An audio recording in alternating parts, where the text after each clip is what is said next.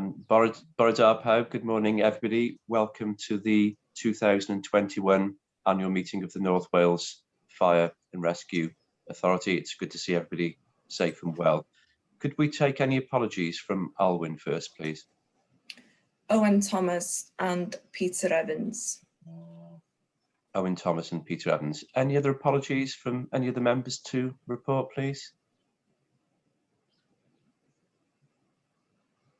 Gethin, I think he's shearing sheep, so he can't be with us from Gwynedd Council. Diolch. Oh. Thank you. If we move on then to appointment of chair, as is our normal practice. Sorry, I thought Gethin Williams was in, so I've named someone as Gethin Williams, but I'm not. Oh, it's Graham Williams. Okay, diolch. Sorry about that. Okay, so we will take that third apology. So as is our normal practice, we informally contact all members prior to the AGM to ask anybody to express an interest in being nominated as chair in advance. And both the current chair for item 2 and the current deputy chair for item 3 have signalled that provided they're nominated, they are very willing to stand again for the coming year. So on that basis, please, could I take nominations for the appointment of chair? Cynnig y ddau, gwelwch yn dda. Cynghorydd Meirig Davies yn cynnig y cynghorydd Peter Evans a cynghorydd Dylan Rees. Thank you, Marig. Is there a seconder, please? Second, Chair. Yes, you're inundated, Colin. Great, we have several seconders, that's always positive.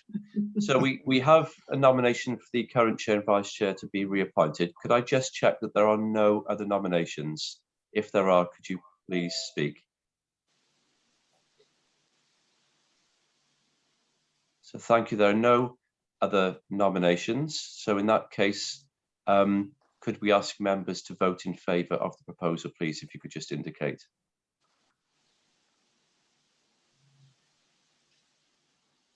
Thank you very much, and congratulations to the chair and vice chair on their reappointment. Well done. I'll hand over to the chair then. Well, thank you, Colin, and thank you, members, for re-electing both of us. Can I start by also welcoming Matthew Edwards and Jodie Williams of Audit Wales, who are joining us this morning. And members will be aware that we have a cyber security presentation later from Peter Davis. So we now move on to item 4, that's appointment of chair and deputy chair of the audit committee. Could I invite nominations, please? Status quo, Mr. Chairman. Do I have a seconder for that? Second, Chair. Thank you. Is everybody in favour of those nominations? That's Brian Apsley for chair and Owen Thomas as deputy chair. Okay, thank you for that. Now move on to item item 5. I've not been advised of any urgent matters. Item 6, minutes of the annual meeting held on the 9th of November. For your accuracy, page 1, page 2, page 3.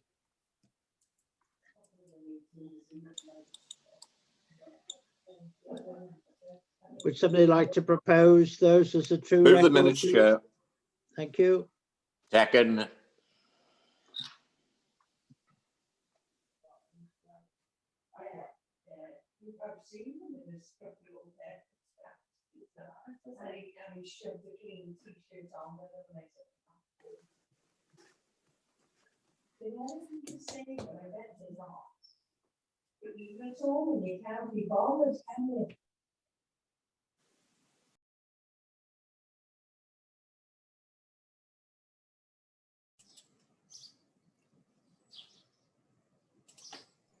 I think the chair's frozen. Yeah, Councillor Lewis.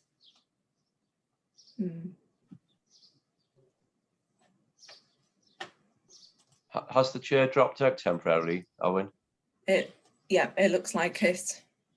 Could I ask the vice chair to continue the meeting until the chair rejoins, if that's okay? If that's okay with you, Yep. Dylan? Yes, certainly. I'll continue. So going on to, well, first of all, can I have somebody to propose and second the minutes of the annual meeting held on the 9th of November? Yeah, propose. And can you all show that you're in favour, please? Thank you very much. So item 7, any matters arising from the meeting of the annual meeting held on the 9th of November. I don't see that there's any matters arising unless anybody has anything that they wish to raise. No, okay, so we take it that there's no matters arising. So going on to item 8, which is the review of the constitution of the Fire and Rescue Authority. I'm not sure who's speaking to this, Colin. If I could just briefly introduce, my colleague Gareth Owens has written the report. I don't think Gareth has joined us yet. I know he had a meeting class. So could I ask Matt Giorgio to briefly present the report, because Matt will become the deputy clerk later this year. Is that okay with you, Matt? Are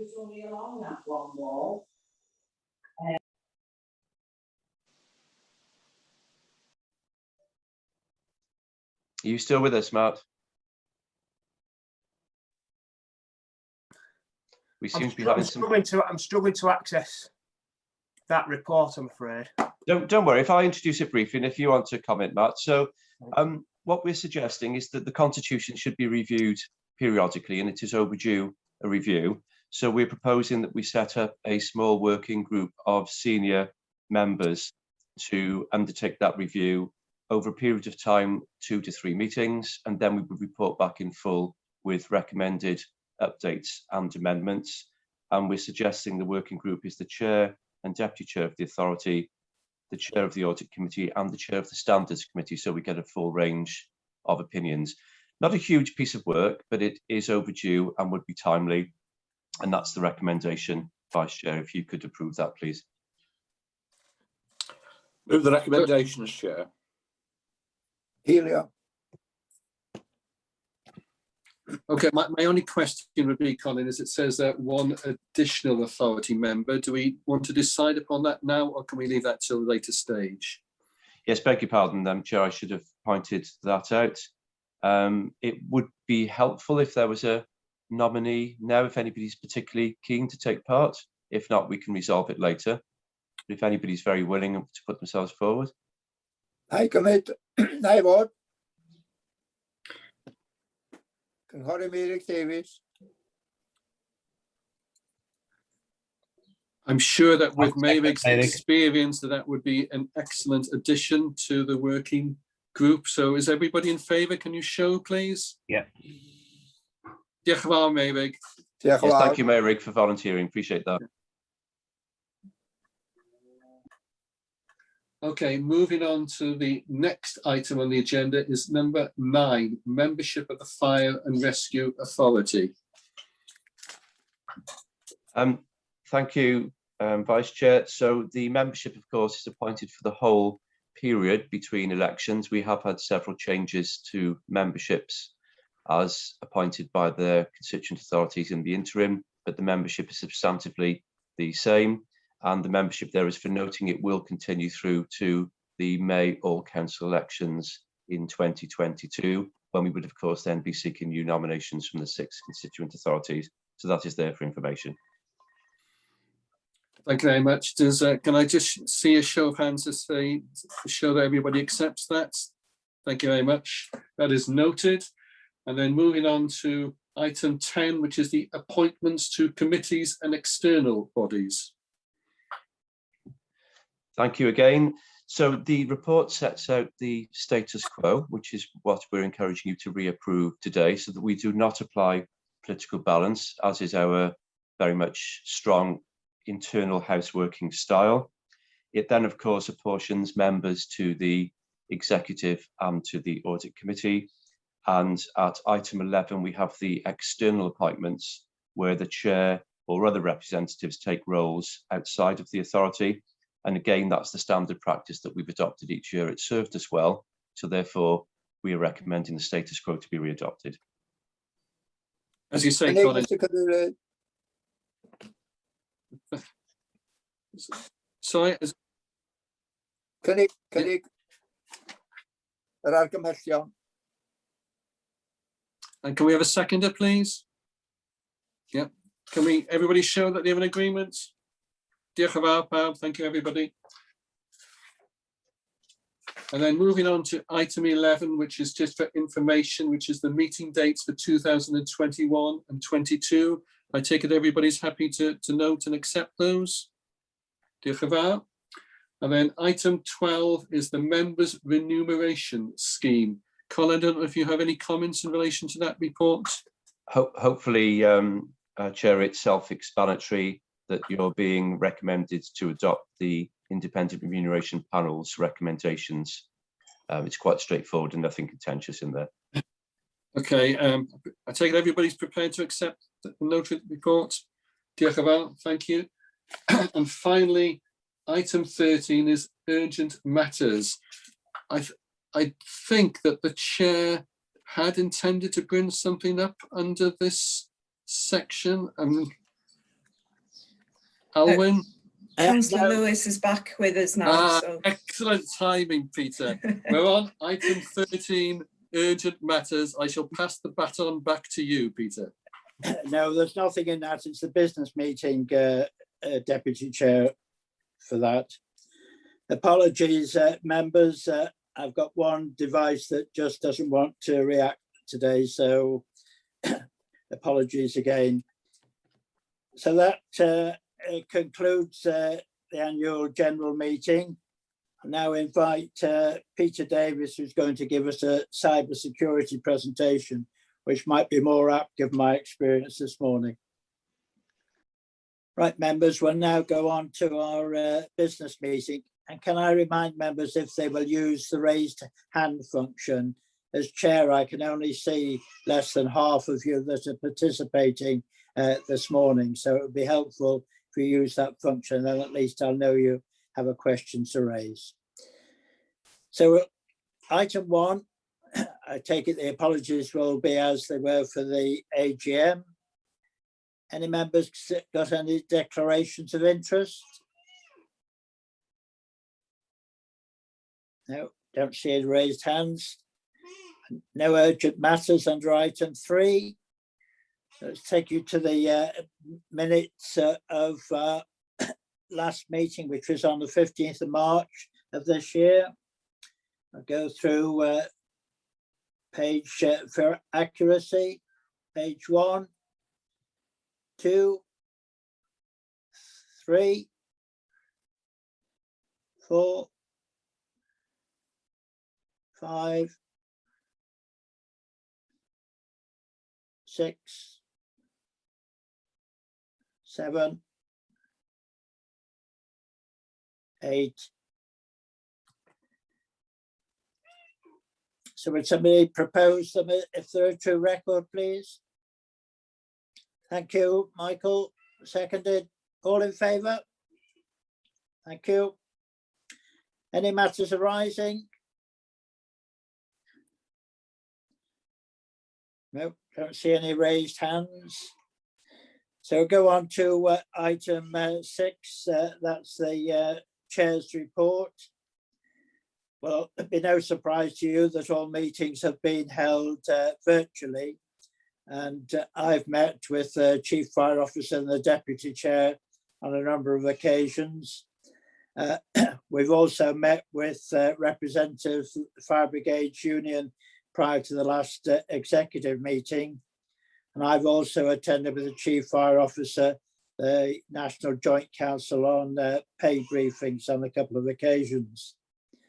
In addition, I've attended the Regional Leadership Board on 2 occasions, considering items on climate change and progress towards establishing a North Wales School of Medicine and Health, and also looking forward to a strategic partnership for community safety and safeguarding.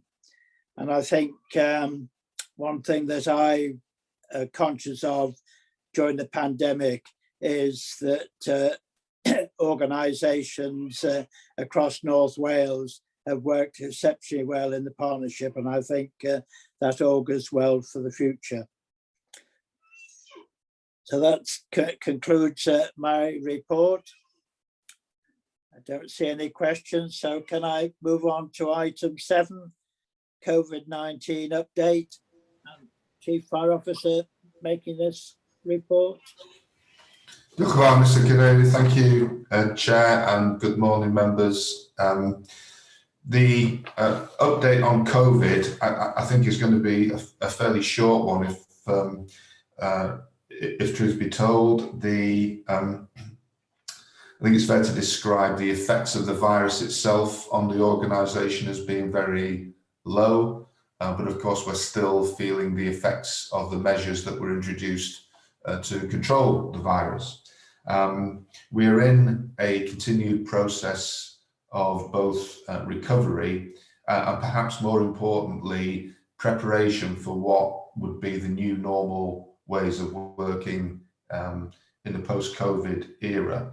And to that extent, I briefed you before about the existence of the transition cell within the Fire and Rescue Service, where we are seeking to define what will become normal ways of working, because we've accepted, I think, right from the outset of the pandemic, that there probably is not going to be a full return to the way that we used to work prior to March 2020.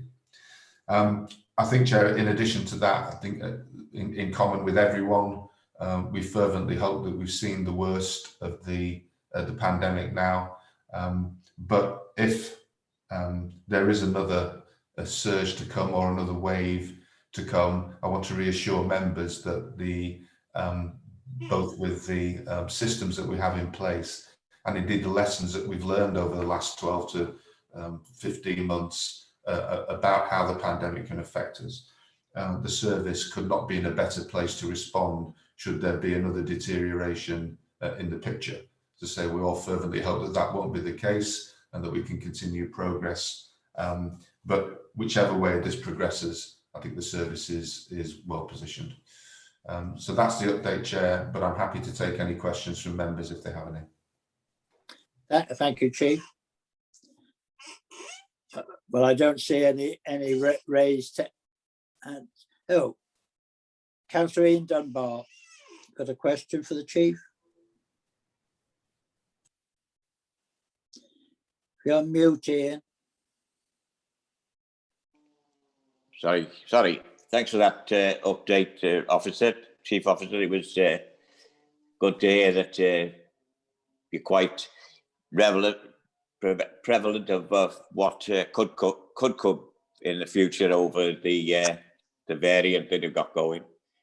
We in Flintshire are having a bad time with it because we've got a number of schools closed. And I was just wondering, with the schools that we've got closed, is it any effect on any of the fire stations throughout the county or throughout Wales that you know have suffered, that they've had to close through this new variant, the Delta variant they called? It used to be the Indian one. I was just wondering whether it's affected any of the services whatsoever from any of the fire authorities. Thank you, Mr. Chairman. Well, obviously, I can't speak with any great authority about other fire and rescue services in the UK. I think I'd be fairly confident in saying there's been no impact of that nature, certainly fire stations closing and that kind of thing, no impact of that nature in the rest of Wales, and most certainly no impact there's anything like that in North Wales. Clearly, the closure of schools presents difficulties because it imposes at times problems of childcare for staff members, and my staff members are as affected by that as anyone else is. And of course, there's potential as well for disruption to the education programme. And although we're not a major part of the education programme, we do have a part to play in that, and so there potentially could be some long-term disruption. But in relation to, has there been such an impact that it's caused the closure of a fire station or the shutdown of a part of a fire service anywhere? I'm not aware of anywhere else in the UK where it has happened, and most certainly hasn't happened here in North Wales. Thank you. Colin, you wanted to make a comment?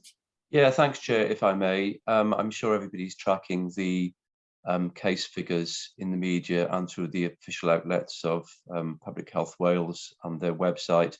The Delta variant is now almost exclusively accounting for all of the new cases in North Wales. And of course, our figures are higher. Our incidence rate, that's the number of cases per 100,000 population in North Wales, is higher than South and Mid because of our connectivity to North West England, the way people commute and travel and move. So that's the basis for it. We do regionally, all the partners, of course, including colleagues from fire, monitor and control the situation very carefully through daily surveillance, and we act where we get clusters in premises, employers, or indeed in schools. Yeah, and just to clarify, quite importantly, schools are not closed. Some year groups are isolating on the advice because of one or more of their cohort has tested positive, and it's not a requirement for parents of positive test case children to self-isolate. They have to take all the precautions that adults are advised to take. So we do try to keep the disruption to a minimum and act quickly through the test and trace process. But some year groups are isolating, schools themselves are not closing on block. And that's the same for all the 6 counties in Wales, not just Flintshire. Thank you for that update, Colin. Can I just come back in on that, Chair? Yes. I apologise for that, Colin. I shouldn't have said all schools have closed. I do know it's just certain classes and years, so I apologise for that. That's okay. Yeah, I didn't mean to correct you. It's just because it's a public meeting and there's been some confusion over this in the social media recently. I just needed to clarify the position.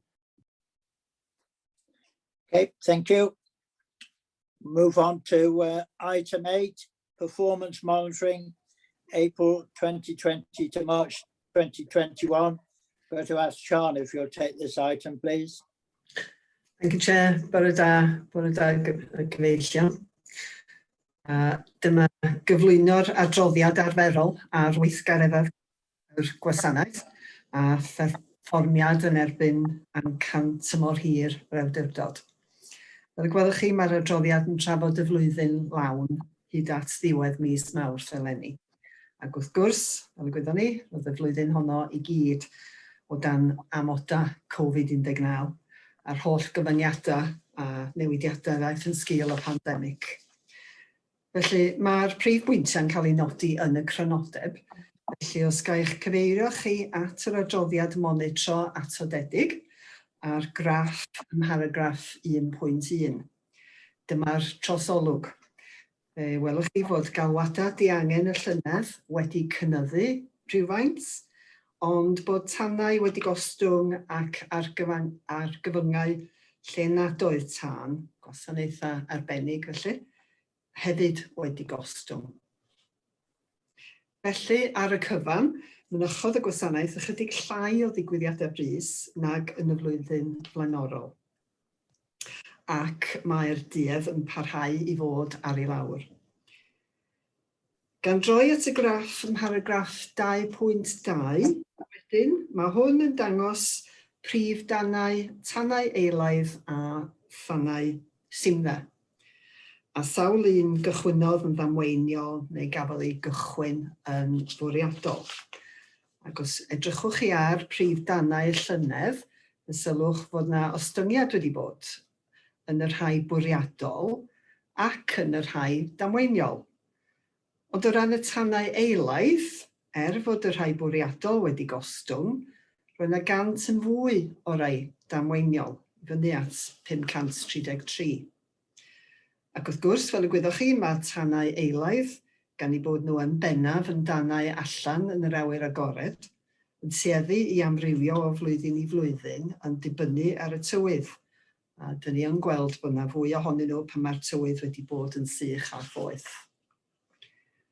Ymlaen wedyn at y graff ym mharagraff 3.1, mae hwn yn edrych ar y math o eiddo lle digwyddodd y prif dannau. A da ni'n gweld bod y mwyafrif ohonyn nhw yn digwydd bob blwyddyn mewn adeiladau ac mewn cerbydau. A be oedd yn ddiddorol llynedd oedd bod y nifer o danau mewn adeiladau wedi aros yn eitha tebyg i'r flwyddyn cynt, ond oedd y nifer o danau mewn cerbydau'n llawer iawn is nag arfer. Y rhai bwriadol i lawr o 91 i 60, a'r rhai damweiniol i lawr o 191 i 127. A mae'n debygol fod hynny oherwydd fod yna gymaint llai o gerbydau ar y ffyrdd yn ystod y cyfnodau clo, a hefyd llai o gynna tanau bwriadol wedi bod mewn cerbydau. Wrth droi rwan oddi wrth tanau ac at y galwadau diangen, ac fe gofiwch chi fod y rhain wedi cynyddu ychydig. Yn y tabl sy'n yr rhan o'r graff ym mharagraff 4.1, fe welwch chi fod y cynnydd hwnnw wedi bod yn y categori o alwadau didwyll. Hynny yw, pobl yn ffonio 999 wedi gwneud camgymeriad. Wedi sylwi o bosib fod rhywun yn llosgi dail yn yr ar neu stem yn codi neu rhywbeth tebyg ac yn poeni bod yna dan allan o'r reolaeth. Ac os edrychwch chi'n fanylach byth, fe welwch chi fod y cynnydd, nam yn un, wedi digwydd yn ystod chwarter cyntaf y flwyddyn. 330 o'i gymharu â 273 flwyddyn blaenorol. Felly, mis Ebrill, Mai a Mehefin, Llynedd, roedd pobl yn bod yn arbennig o wyliadwrus ac yn fwy parod nag arfer i ffonio i reportio be oedden nhw'n gredu oedd yn dan oedd angen y gwasanaeth i droi allan ato fo. Gawn ni droi nesaf at ddigwyddiadau gwasanaeth arbennig, hynny yw yr argyfyngau na lle nad oedd tân. Paragraff 5.1, be da ni sylwi ar unwaith o'r graff ydy bod nifer o wrthdrawiadau ar y ffordd eithon ni atyn nhw wedi gostwng yn sylweddol. Felly, nid yn unig wnaethon ni fynychu llai o danau mewn cerbydau, ond hefyd llai o ddamweiniau neu gwrthdrawiadau ar y ffyrdd. Ac unwaith eto, roedd gostyngiad mwyaf yn ystod y chwarter cyntaf yna, sy'n eto'n gwneud synwyr pan da ni'n ystyried gymaint tawelach oedd y ffyrdd pryd hynny. O ran anafiadau, ym mharagraff 6, sylwch chi fod 42 o'r gwrthdrawiadau wedi golygu torri neu ryddhau pobl allan o'i cerbydau. A hefyd yna lle oedd y criwiau wedi dod ar draws y nifer fwyaf o bobl wedi'w hanafu'n ddifrifol gan gynnwys yn anffodus 8 marwolaeth y llynedd. Symud nesaf at yr adran fonitro yn erbyn amcan gwella a llesiant yr awdurdod. Y gyntaf, amcan cefnogi pobl i atal tannau yn eu cartre a'i hyddysgu nhw am sut i gadw'n saff os ydyn nhw'n ddigon anlwcus i gael tân o'r fath. Mynychwyd 360 o danau damweiniol mewn cartrefi, mymryn mwy nag yn y flwyddyn flaenorol. Ond o ystyried bod bobl wedi bod adra lot mwy nag arfer llynedd a bod y pandemig wedi effeithio ar ein gweithgareddau ataliol nina hefyd fel gwasanaeth, mae'n beth da gweld na ddaru'r nifer o danau mewn cartrefi ddim codi yn sylweddol. Fe welwch chi hefyd ym mharagraff 8 na ddaru'r man anafiadau na'r rhai difrifol ddim codi yn sylweddol chwaith. Ac os gysidro, os cofiwch chi fod yna sawl adroddiad yn y wasg am bobl yn rhithro allan i brynu alcohol ar ddechrau'r cyfnod clo a phroblema alcohol wedi gweithygu misg rhai bobl, roedd y ffaith na doedd na ddim mwy o anafiadau yn galonogol iawn. Hefyd, da ni'n gwybod fod y rhan fwyaf o danau mewn cartrefi yn gysylltiedig â choginio. Felly, gan fod yna gymaint mwy o bobl wedi bod yn coginio yn ystod y cyfnod clo, mae hynny hefyd yn awgrymu bod yn holl negeseuon a thrydar ychwanegol ac ati wedi helpu i dynnu sylw bobl at y peryglon, sydd yn beth da wrth gwrs. Ac ar y pwnc o ddiogelwch yn y cartre, neu archwiliadau diogel ac iach, gweitha y cyfyngiadau oherwydd y pandemig, ddaru ni lwyddo yn y diwedd i ddarparu 11,334 o'r archwiliadau. Llai na'r 20,000 oeddan ni wedi bwriadu darparu, ond dros 34% o'r rhai ddaru ni fedru gwneud wedi cael ei darparu oedd wedi cael ei hatgyfeirio i'r gwasanaeth oherwydd bod rhyw gynsyrn arbennig amdanyn nhw. Ac yn ola, ond ni lleia, mae'n rhaid i ni gofio nad ydy'r frwydr byth yn cael ei hennill o ran annog bobl i ffitio a phrofi eu larymau tân. Yn yr rhan ar yr ochr chwith o'r graff ym mharagraff 10.1, fe welwch chi o'r 365 o dannau damweiniol mewn cartrefi, roedd yna 165 lle roedd yna larwm mwg wedi cael ei osod a ddaru weithio fel ddyle fo, a rhybuddio'r bobl yn y tŷ fod yna dan yn cychwyn. O'r 165 hynny, dim ond 9 ddaru ymledu ymhellach na'r ystafell lle gychwynodd y tân. Felly roedd y rhybudd cynnar neu wedi rhoi cyfle i bobl ddianc a hefyd wedi osgoi mwy o ddifryd i'r tŷ. Ond, y siom ydy, beth sy'n siomedig ydy'r ffigurau ar ochr dde'r graff ym mharagraff 10.1.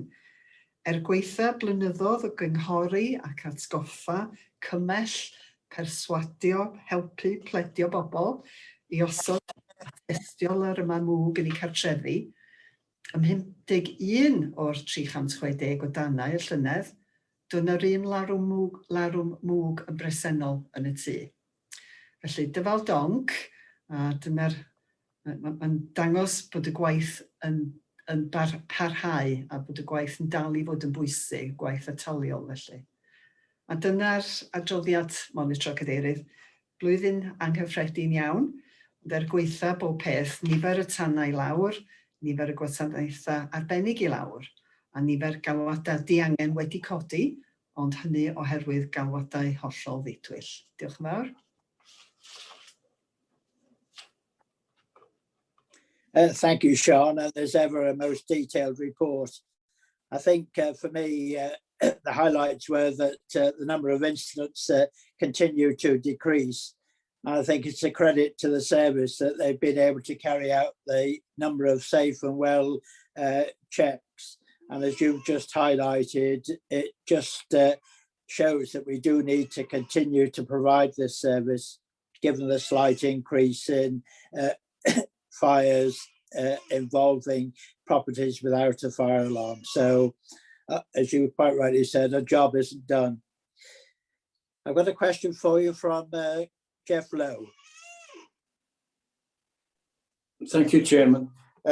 Yes, thank you for the report. Excellent report, and it identifies all the good works we're doing. But sadly, on bullet point 8 or paragraph 8, whichever way you want to put it, there's that increase in fires in, go back to where I was. The dwelling fires, a number of those had no smoke alarms fitted. And it had increased, as it says in the report, from 43 to 51. Is there any indication of what type of dwellings we're talking about here? Are they private, are they social housing, or are they HMOs?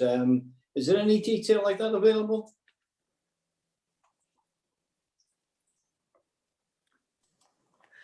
Yeah, we do look into that. We do analyse those. It's trying to find patterns. Obviously, in social housing, we have, that's where you tend to have them in. So that they're far more definite, if you like, that there will be an alarm there. It is difficult with those numbers, although they're disappointing across the whole of North Wales. Clearly, they're not large numbers, and therefore getting some patterns is quite difficult just out of the figures. But we certainly do follow up to make sure that where we have come across premises without one fitted, that we don't leave it at that. We will always take action. Clearly, if we can fit one there, then we will, but we will certainly follow up.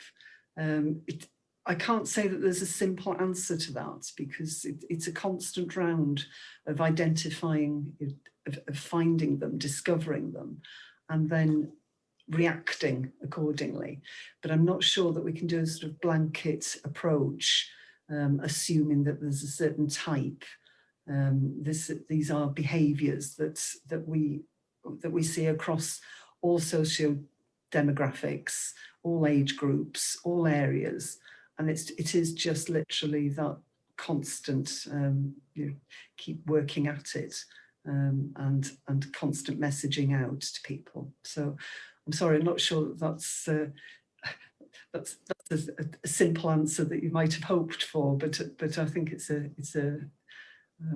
reflects the reality, the difficulty. Yeah. The social housing is what I expected it to be. Knowing that the work that's put into informing people about the importance of smoke alarms and taking precautions, I know that the North Wales Fire Service has done an excellent job on that. But you sometimes fear that people are not really listening. And my concerns, obviously, are places like HMOs, number of people occupying these properties.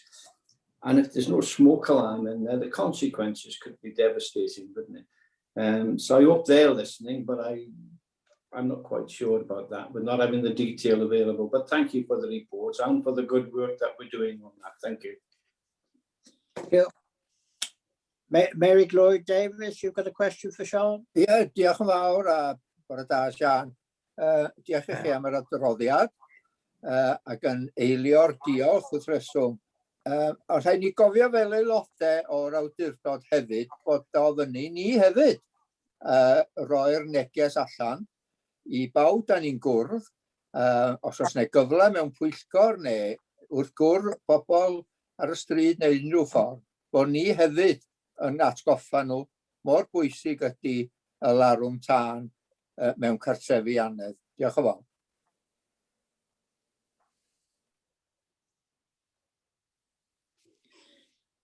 Thank you. I've got no further questions, and the report is for noting, members. So move on to item 9, the audit plan for 2021. Helen, I think you're going to take this item. Thank you. Thank you, Chair. I wasn't sure if Matthew would like to present it, but in very briefly. Sorry, I wasn't sure if Matt was coming in then. Yeah, sorry, Helen, I'm happy to take members through the plan. There we go. Thank you. Yeah, thanks, Helen, and good morning, members. Lovely to join you all this morning. Just by way of an introduction, I've recently replaced Amanda Hughes, I'm sure you're all familiar with as the audit manager on the audit, and I'm joined on the screen today by Jodie Williams, who leads the work locally for us as well. So yeah, as I say, lovely to join you. The audit plan you have before you sets out our proposed work for 2021, covering 2 key elements around the audit of your financial statements and also the performance work. I'll assume members have read the audit plan, so I'll keep this brief, but just to tease out some of the key elements, if I may. On page 5 of the audit plan, you can see there we set out the impact of COVID-19 on the audit team and also our audit approach. I think it's fair to say the pandemic's had a significant impact on us as you as an authority as well in terms of how we work and how we engage with each other. We've continued to work flexibly and we're grateful to officers for the engagement we've had with them as well. We've established some new arrangements building on our experience from last year in terms of establishing a safe and secure portal to transfer data that the audit team may request from the authority. And we've made good use of Microsoft Teams as well to meet on a weekly basis to share and catch up. So to date, we've made good progress in terms of progressing our audit of the financial statements, and I can see on the agenda that those draft financial statements follow this item. But we'll need to keep in view any emerging developments from COVID-19 that could impact on the way we work, which could impact on our timetable, which is set out towards the end of the plan, which I'll refer to in a minute. Just briefly turning to the audit of your financial statements, you can see in Exhibit 1 there, we set out the key areas of focus for this year. And I'll just flag 1 or 2 of those areas we're going to focus on in particular. The first item is what we deem, or the ISAs, the International Standards of Auditing, deem as a significant risk, which is the risk of management override of controls. And that risk is present in all entities, so auditors will look at these as a standard approach. And you can see our proposed audit response there on page 6 in Exhibit 1. We'll consider a number of areas. Amongst other things, we'll look at testing the appropriateness of journal entries, reviewing your counting estimates where there may be significant judgments around some of those, and also keep in view any significant transactions outside the normal course of business which could influence how your financial statements are presented. Another key area of focus this year, if I could just refer you to page 8 and the top of the table there, which is another area of focus for us this year.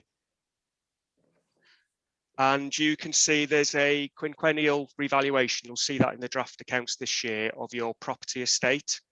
And those valuations are inherently complex by nature. There's a lot of judgments around those. You engage experts to help form those judgments. So we're undertaking a programme of work currently to consider the use of the experts, the appropriateness of their judgments, and some of the assumptions and the data that they've used to help you progress that revaluation. And the audit team is considering that presently. In terms of the performance audit, Exhibit 2 sets out at a high level, I think, the sort of key areas. And you can see in there, it refers to further information to follow or further details to follow. And I understand my performance colleagues have been discussing with officers the areas of focus and the scope of that work, which will be concluded shortly. Just moving on to page 10, I'm sure it's an area of keen interest, is the audit fee, which we set out there in Exhibit 3. There is a small increase this year, about a 1.6% increase, and that's purely relating to the additional work we need to take on the revaluation of your property estate that I've just referred to a second ago. In terms of the audit team on page 11, you can see that's set out in Exhibit 4 there, and I'm pleased to report at this stage we've concluded that all members of the team are independent of the authority, but should any potential conflicts arise, we'll report those back to you at the meeting in July once we've concluded our field work. And just finally on Exhibit 5 on page 12, you can see our proposed audit timetable. Clearly COVID could impact on that, but no impact to date. We've made good progress on the audit of the draft accounts, and at present we're intending to report back to the audit committee and the executive panel on the 26th of July. So to conclude, I think the audit plan's there for noting per Helen's covering sheet, but I'll gladly take any questions, Chair. Thank you. Well, thank you, Matthew. For me, anyway, I welcome the flexibility in terms of meeting timescales, and I can assure you you'll get the same cooperation as in previous years from our staff. So any members got any question on the audit plan? No? Okay. Well, thank you, Matthew. We'll note the plan. Right, we'll move on to item 10, draft statement of accounts 2020-21. Ken, are you taking this? Thank you, Chair. If I may take this item, if that's okay. Okay, yes. Thank you. Awdurdod Pawb. I'd like to, that was a great segue from Matthew, who outlined some of the work that they're doing on the statement of accounts. And I would like to present to members those draft statements. They cover the 2020-2021 financial year. I think it's fair to say it's been an exceptional year for each and every one of us. And from a financial perspective, it's posed a number of challenges. Some of those related to the remote working of our teams, also the remote working of the audit team, as well as some unique financial challenges that have been presented by the need for us to respond to the COVID pandemic. This is quite a detailed report and it has a number of objectives. And before getting into the detail of the accounts themselves, I'd like just to confirm what those objectives are. First and foremost is to present the draft statement of accounts to yourselves as members. Secondly, it is to seek delegation of the final approval of the audited accounts to the executive panel. And as Matthew's just outlined, that's scheduled for the 26th of July. Thirdly, is to outline both the general and earmark reserves and to seek approval from yourselves for these. And then very lastly, is to note that it was not necessary during the course of the financial year to write off any bad debts. And our position on that is that all of the debts that we have remain collectible. Turning to the statement of accounts, and before I get into the different elements of the accounts, I thought it might be helpful for members to confirm the key dates that we work to. They are quite challenging because the draft accounts are prepared each year by the 31st of May.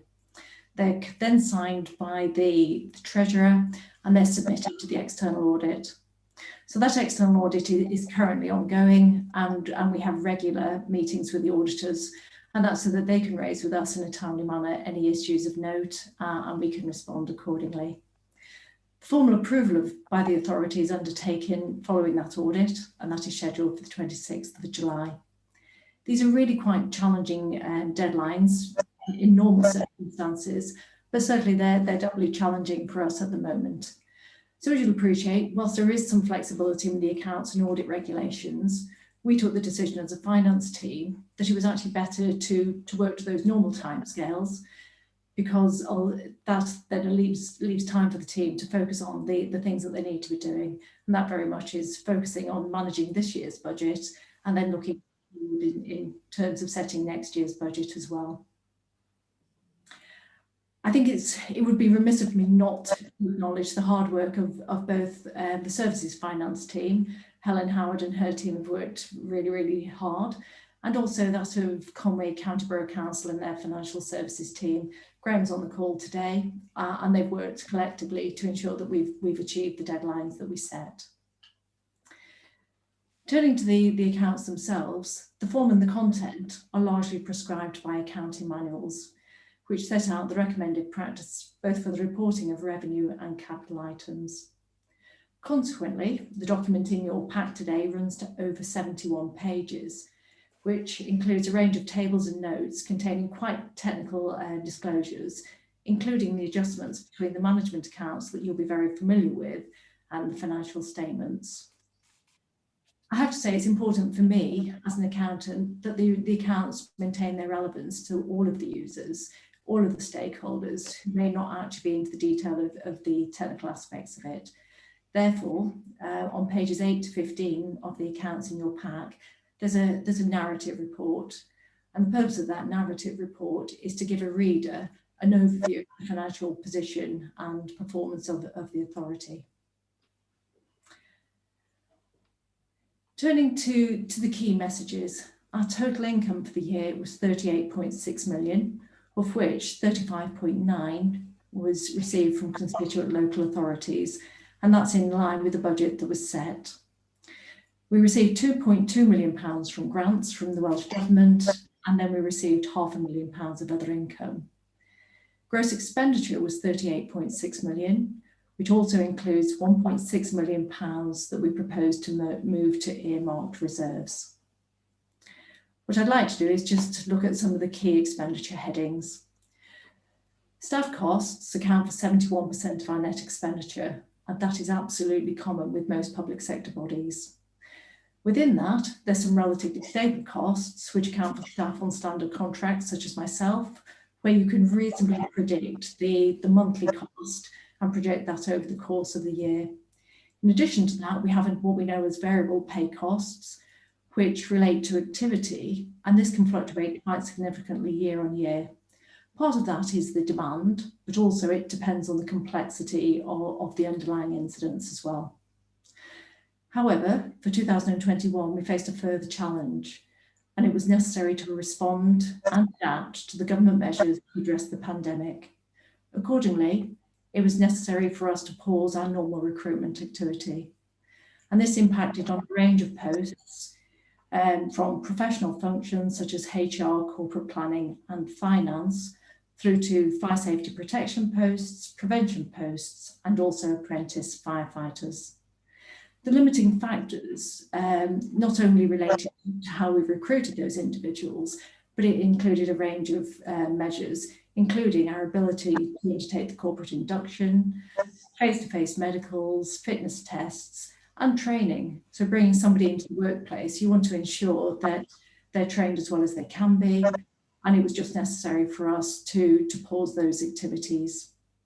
I'm really pleased to be able to confirm that because of the measures that we've taken, recruitment has now commenced, and a significant number of the vacant posts have now been recruited to, and this will be carefully monitored throughout 2021-22. The pause in recruitment has given rise to an underspend against the payroll budget, both in respect of the vacant costs and the reduction in training. And this has enabled the authority to establish a number of earmarked reserves to support sustainable developments. And I'll touch on those later in the presentation. We have approximately 50 buildings across our estates, and our budget for running these in terms of their maintenance, their insurance, their national non-domestic rates, and their fuel costs is 2.5 million. And there was a minor overspend in this area. Whilst we did experience some reductions in the day-to-day running costs of our offices, the vast majority of our premises are operational, and therefore costs were not reduced. What we were able to do is take the benefits of our offices that were closed and use the budget for making our buildings COVID secure. In addition to that, we experienced a backdated rates demand for the refurbishment of one of our fire stations, and thankfully we were able to accommodate that. Turning to the matter of our transport, our fire appliances were still very much operational.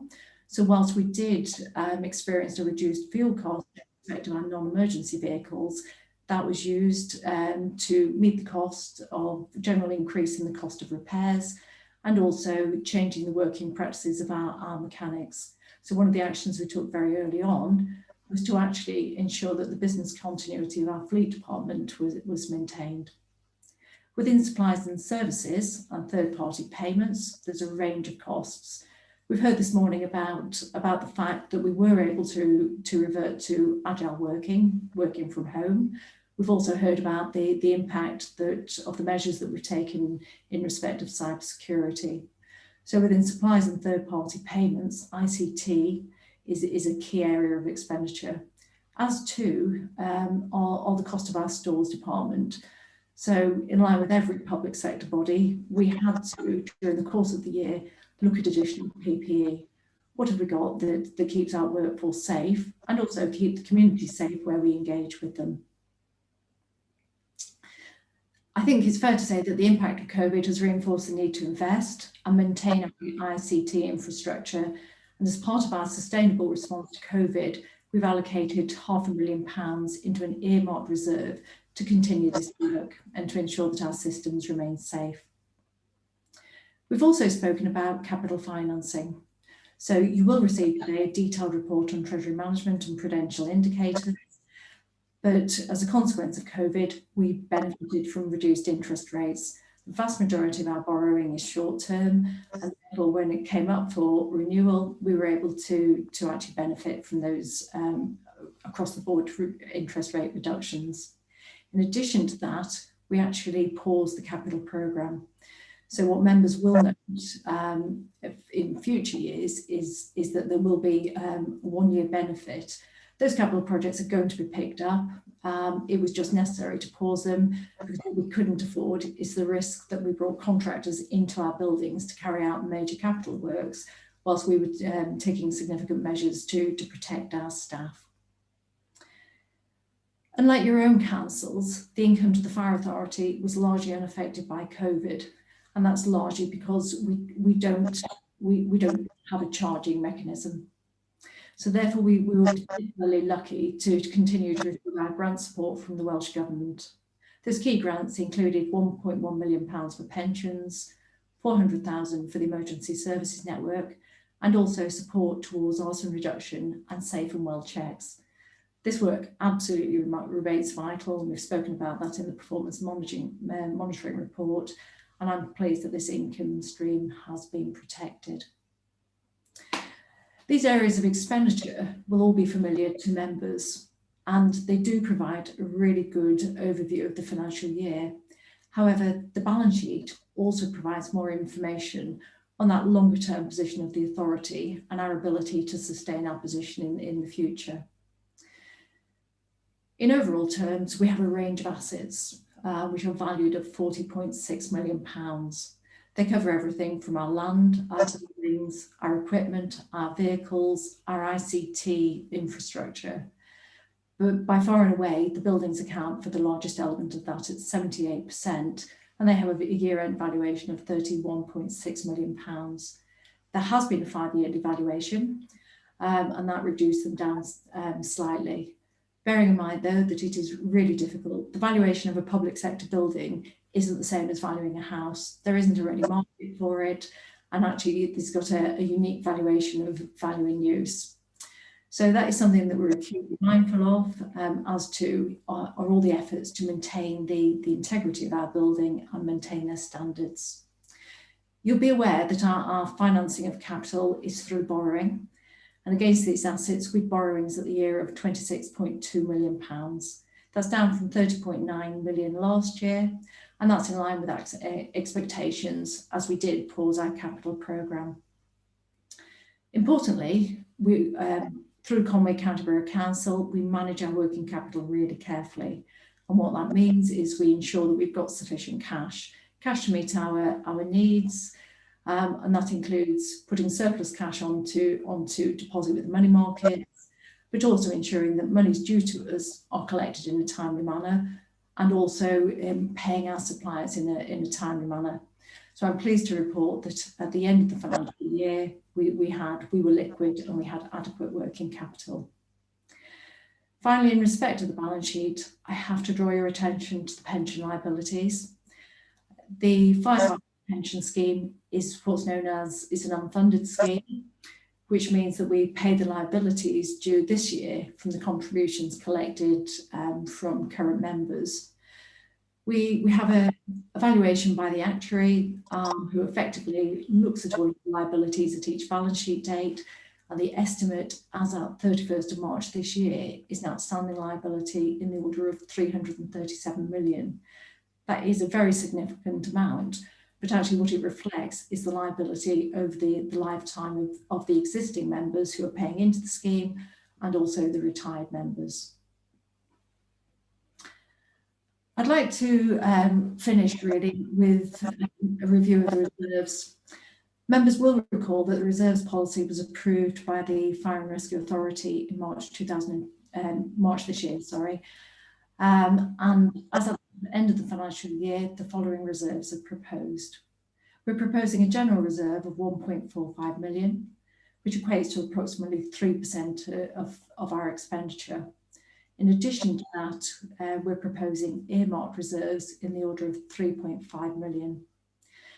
It's really important to note that the earmarked reserves are held for specific purposes and relate to the anticipated costs which are above and beyond the normal year-to-year running of the authority. These have increased in year by 1.6 million and include a number of delayed ICT projects, such as the implementation of the IGS system. It's also anticipated that about £1 million of those will be utilised in this financial year, which will include a range of measures, including the environmental improvement projects across the estate. That concludes my presentation. I'm happy to take any queries or questions on the statement of accounts. Well, can I thank you, Helen, for professionally walking us through the accounts, and also for the explanation within the accounts for the variances that are shown there. Thank you very much. I've got a question first from Mary Gloyd Davies. Diolch yn fawr, Archus Gadeirydd, a diolch i Helen hefyd. Tudalen 30, 10, adran 4 ar 15, sef 19, grantiau. A oes angen a dalu arian nas warir, neu ei gadw i 2022-23. O dan 19, mae adran 20, ac yn y Gymraeg, bod cyfyngiadau Covid-10 wedi effeithio ar nifer o weithgareddau. Dwi'n gwybod yw hwnna'n gangymeriad neu gwall argraffu, ac 19 wedi fod. A ydyn ni'n cael adaliad am waith ychwanegol oherwydd Covid-19. Diolch yn fawr, Cadeirydd.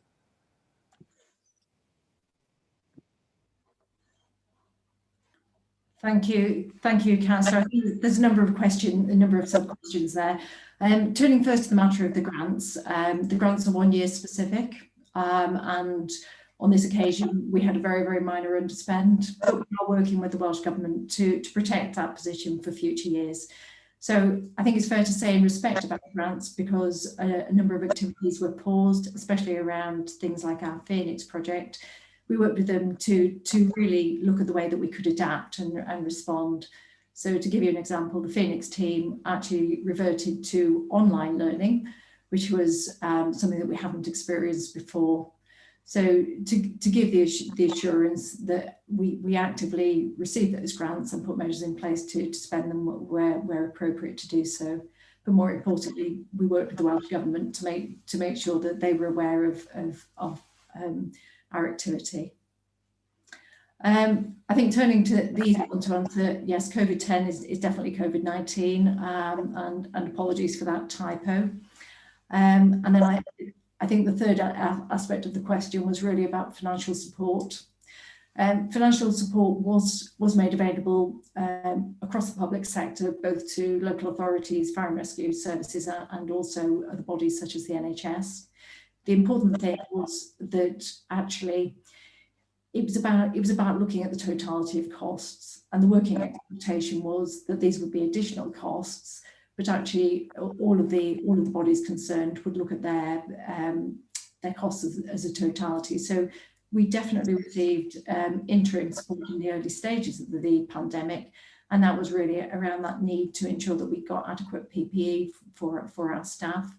But towards the end of the financial year, there was a working expectation that those activities had been sort of sucked into normal day-to-day. As I've outlined in my report, there were a number of areas where we had underspends, and therefore it wasn't necessary to access that funding in the latter half of the year. Diolch yn fawr iawn. Thank you. Brian Appley, you've got a question.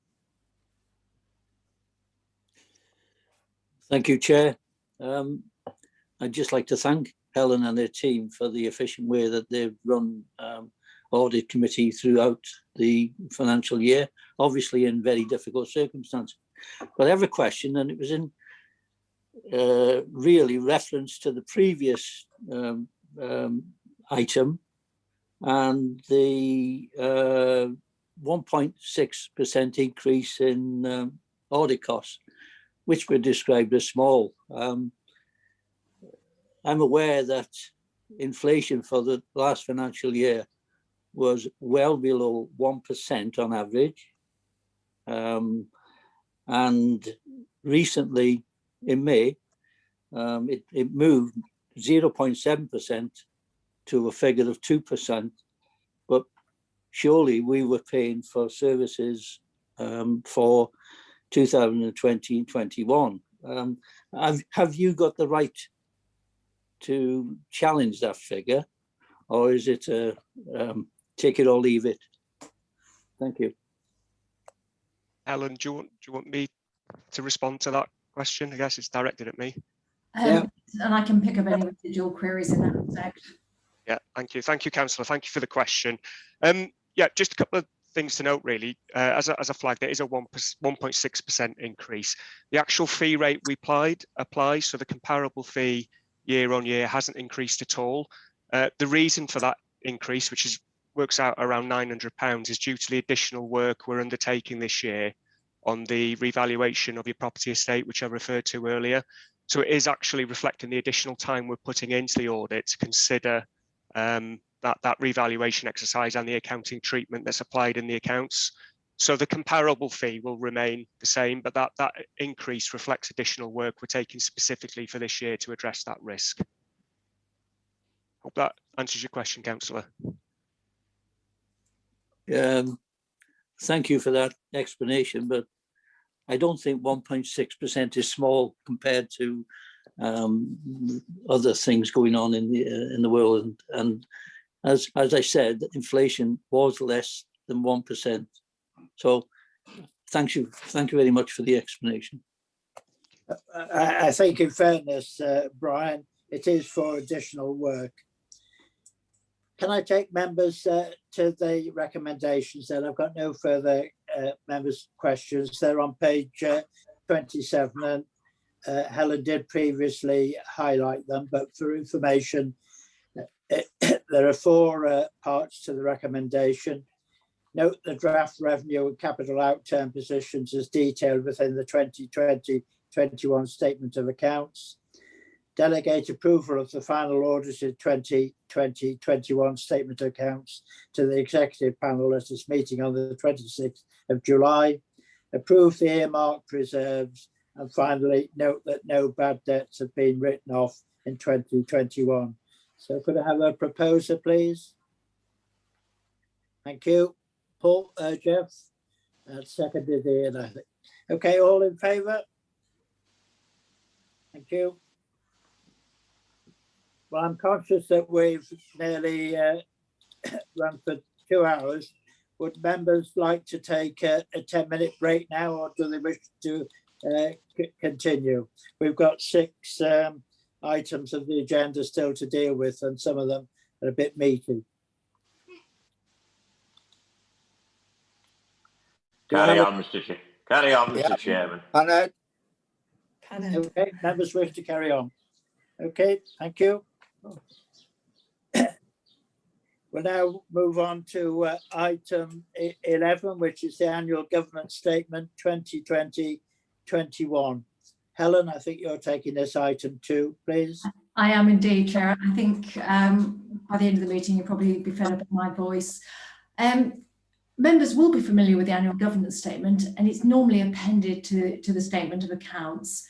For this year, we took the opportunity of producing it ahead of the statement of accounts and taking it to the executive panel, and therefore, given its relevance and given its importance, we've included it as a separate item. The purpose of the annual governance statement is to provide assurance, and that assurance is that we're conducting our business in accordance with all of the relevant laws and regulations, that we're spending public money, that it's safeguarded and is properly accounted for, hence the link to the audit of the financial statements. And then lastly, again, linking to the performance aspect of the Audit Wales work, that our resources are used economically, efficiently and effectively.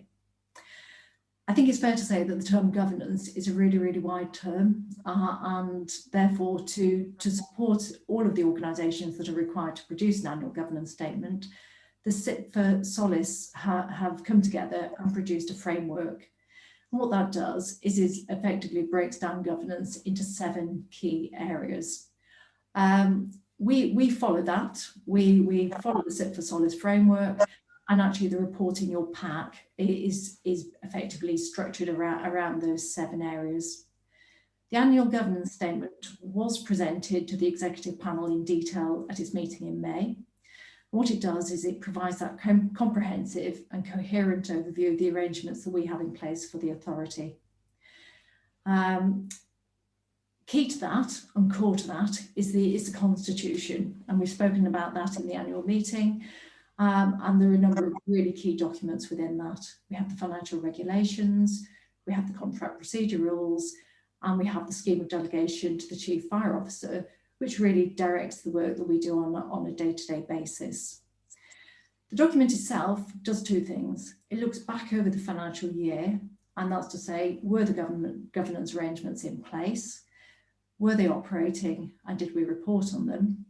But it also takes that forward look into the current financial year.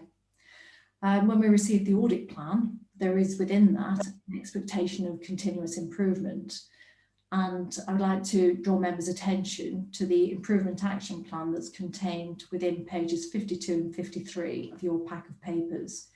So the very fact that we've got an action plan isn't about the fact we're not doing something, it's just about we do recognise that our risks continually emerge, and it's important that we consider them and look to improve. I think within that, you will recognise a number of these areas. So the first one that we intend to focus on within our action plan are the standing financial instructions. And this is really about the framework of financial rules that we all operate within. That's really, really standard. And it's really good practice that every so often We just update them to make sure that they're still current and relevant. You've had the presentation today on cybersecurity, and again, getting that Cyber Essentials Plus to give you that assurance that our arrangements are as sound as they possibly can be is a key area of work for us this year. We've spoken about the environmental work, and that's key to all public sector bodies. And again, that work is going to carry on progressing. It's not to say that we're not doing anything at the moment, and certainly within our capital plan, we've worked to look at the energy efficiency of our buildings and put measures in place to improve it. Sadly, the tragedy of Grenfell, which was 4 years ago, still hangs over us. And we anticipate that the changes to the fire safety environment will start to become clearer this financial year. So a key area of work for us this year is around taking those requirements and making sure that we can respond to them, that we're adequately staffed, we understand what our responsibility is, and we can address it. The one thing that COVID has taught us is that business continuity is absolutely key. Over the course of the year, we stepped up to the challenge. We've learned those lessons, and the business continuity action is about really learning those lessons, embedding them in our day-to-day work. One would hope that we don't experience anything as challenging as COVID-19 again, but we can't be complacent. And then lastly, again, the audit plan referenced the McLeod judgment, which is a pensions judgment. And that again is on our action plan. There is a separate paper on the agenda today, but again, that's to ensure, given the relevance and importance of pensions, not only to our financial stability, but also to the well-being of our staff. That again is a key area of focus for us. So I'm happy to take any questions or queries on the annual governance statement ahead of hopefully the approval from yourselves. Thank you, Helen. I think members will have noted from Helen's remarks that executive have considered this very detailed governance statement. Are there any questions before we go to the recommendations? No, I don't see any hands rising. Can I? Councillor Ian Dunbar. Thanks, Mr. Chairman. Can I just commend the report from you, Helen? It was excellent. Just a couple of things. I know the pension argument is still going on, and I can't see that being one that's an enjoyable to either side, the authority or the members. Can you just give us an update on how that is? Because you've got two cases against it. And also, can you, on the action plan regarding the national response to the Grenfell Tower, it seems to have been dragging on for years now, this, and I don't think anyone is satisfied with what the developers are doing to these people that live in these type of flats. And I was just wondering whether we've got any response to the national response to from the fire authority. I think, Ian, in terms of the legal challenge on the pension, that will come up under item 13, but I'll leave Helen to address the other queries you raised. I thank you for that, Mr. Chairman. Thank you. I'm sorry, I can't see on my screen whether Richard is waiting. I'm going to ask my colleague Richard Fairhead to provide a brief update on the actions that we've taken as a result of Grenfell. Yeah, thank you. Well, following the initial fire in Grenfell nearly 4 years ago, we did lots of work with local authority buildings, particularly the 8 high-rise buildings in North Wales.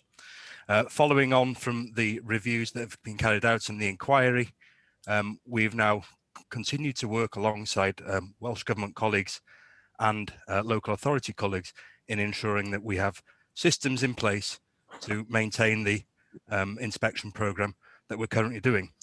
Colleagues will be aware of the white paper, which is been consulted on with Welsh Government, and there's lots of work that we're doing alongside the Welsh Government to ensure that we are ready to put into place any new fire safety precautions or measures that need to happen to ensure the safety of the people in those buildings. Okay, thank you for that, Richard.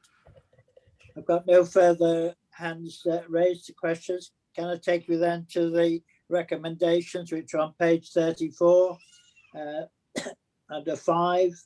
That's to note the governance arrangements outlined within the draft 2020-21 annual governance statement, and also note the forward work plan for 2021-22, and to approve the draft 2020-21 annual government statement. So could I have a proposer, please? Move, Chair. Thank you. All in favour? Thank you.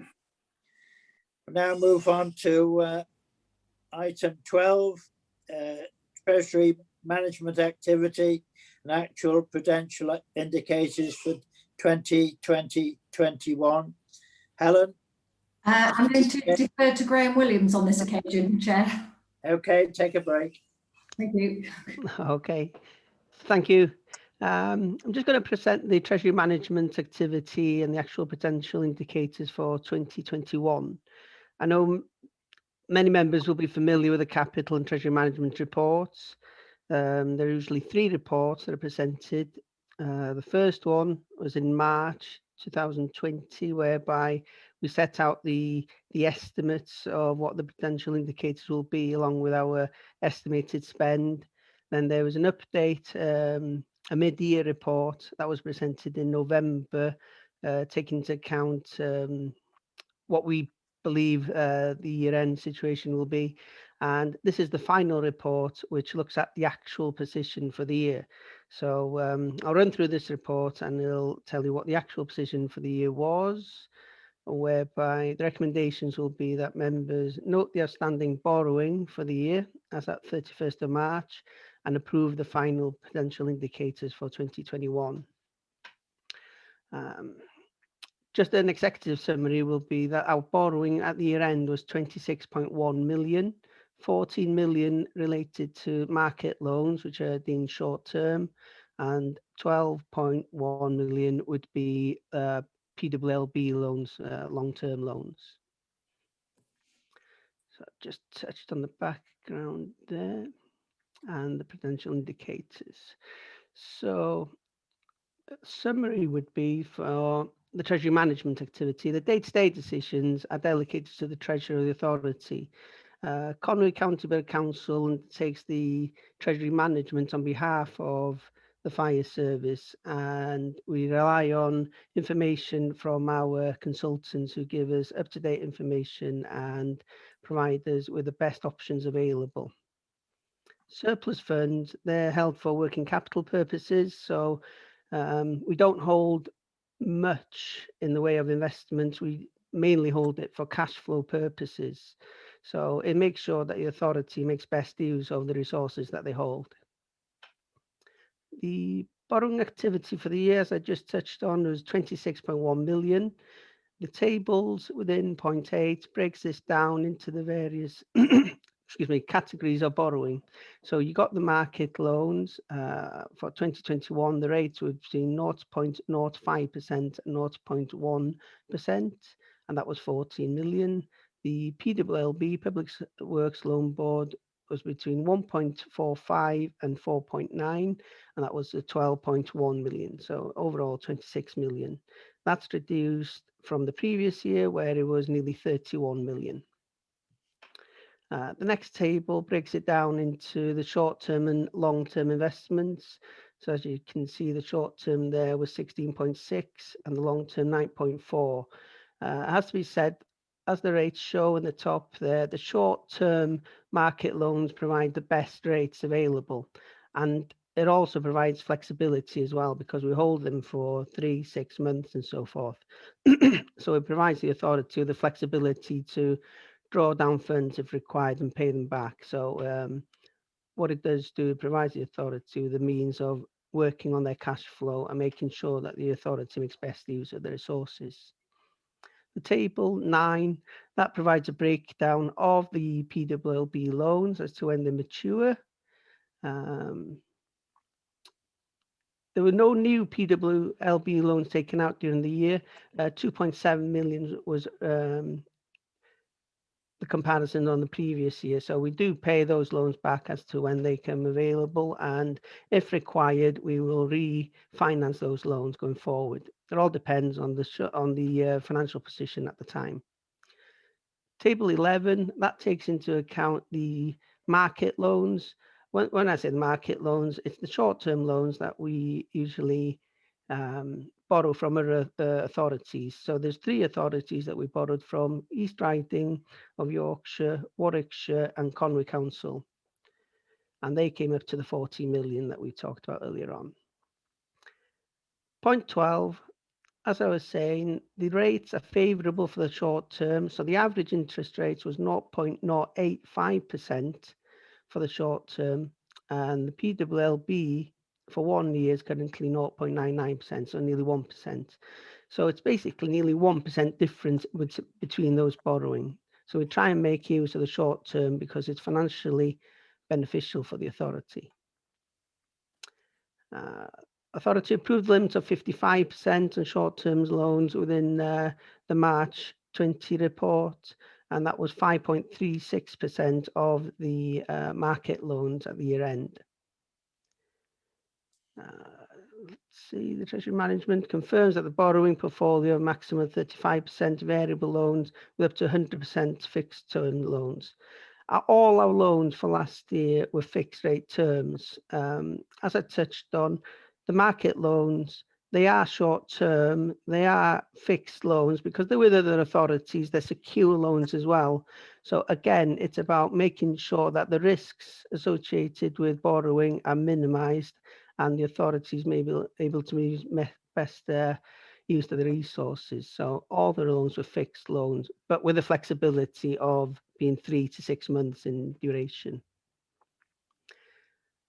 So the actual borrowing for 2021 was 3.2 million below the approved capital financial requirements. The capital financial requirement is our borrowing needs. So due to the authority holding reserves, due to the fact that our planned capital expenditure was less than anticipated, our indicators are less than we did have projected within the March and the November reports. Our investments, we, as I touched on, is basically for cash flow purposes. We held investments of 1.49 million last year compared to 1.73 million the previous year. So again, our investments aren't there to make money. The average rate of our investment was 0.05%, and we received interest of £2,000 last year on our investments. Again, the investments are there in call accounts whereby we can call them and we can make sure that we're able to make the best use of our overall financial position. Prudential indicators. So our revised indicator was reported in November. Our borrowing position was 27 million, nearly 28 million. Our year-end position was 26 million. The capital finance requirement was 30.5 million, and our year-end position was 29.3 million. Again, this is due to the November report where we were hoping to carry on with some of the capital programme, but as Helen described in a comprehensive review of the draft statements of accounts, we didn't spend on a capital programme due to COVID issues. So that's why that shows a reduce there to what we originally thought or planned. That's basically identifying the 3.27 million difference. The authorised limit, which is a statutory limit that's set, this is what we cannot go above in our borrowing, and the authorised limits were 32.5 million, so way below our authorised statutory limit balance. Again, the table in 24 identifies this. So during the year, our maximum borrowing was 31.2 million, minimum 26.1 million. So the authorised limit was 32.5 million, operational boundary, which is a guide really to what our capital finance requirements would be. So we're underneath for our statutory limit during last year.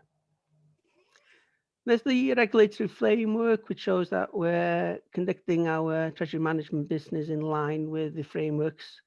And I won't go into all the details with those, but you can ask questions if you require. And Annex A, potential indicators, shows a comparison of the revised indicators. As I touched on, we had the mid-year report in November. These are the figures within the mid-year report, and then the comparison of what our actual situation was.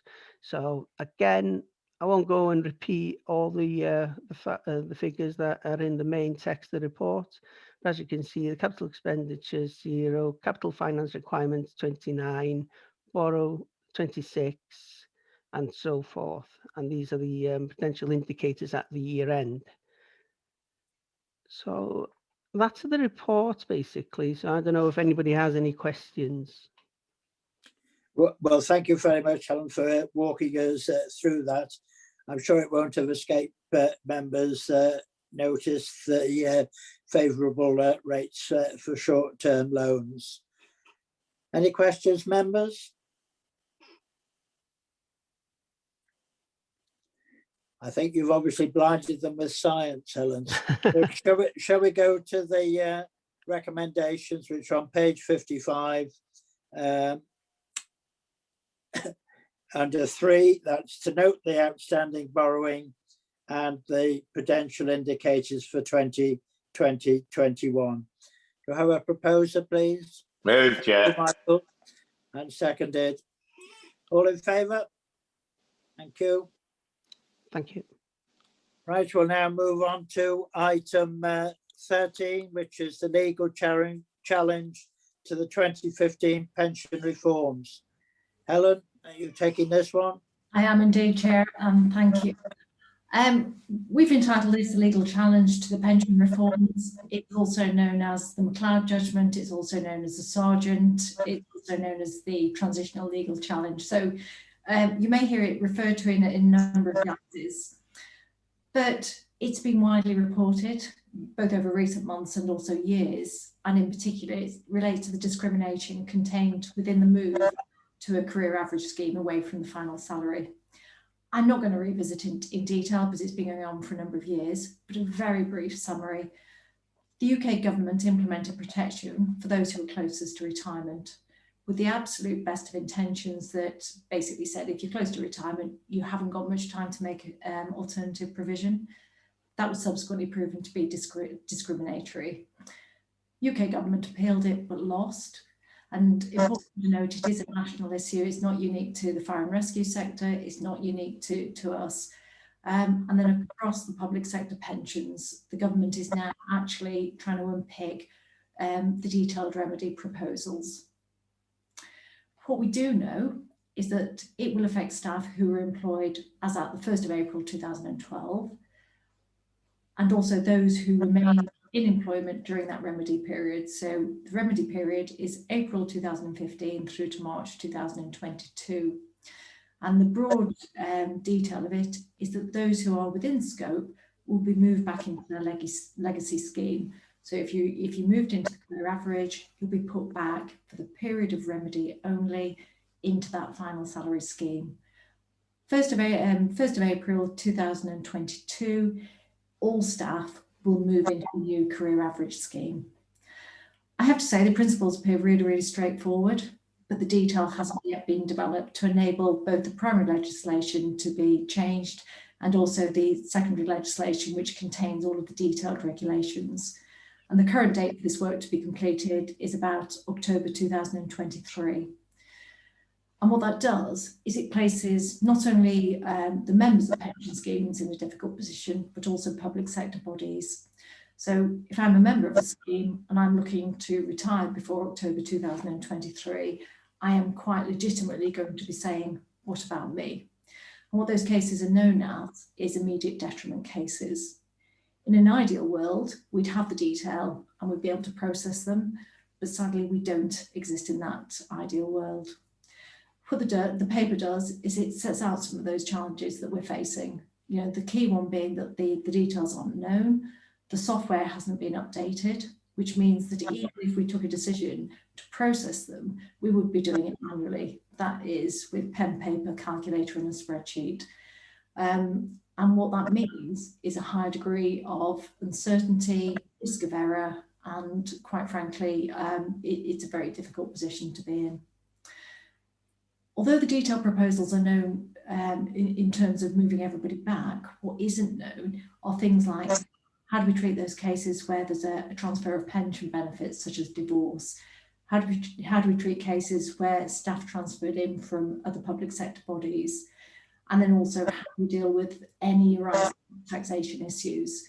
HMRC is looking at this, as is HM Treasury. So it's really quite a complex area, and as you'll appreciate, as scheme managers, you want to be assured we're doing the right thing, but actually that means doing the right thing for all of the members, for the scheme as a whole, but also those members who find themselves in immediate detriment. So when writing this paper, we were awaiting further guidance.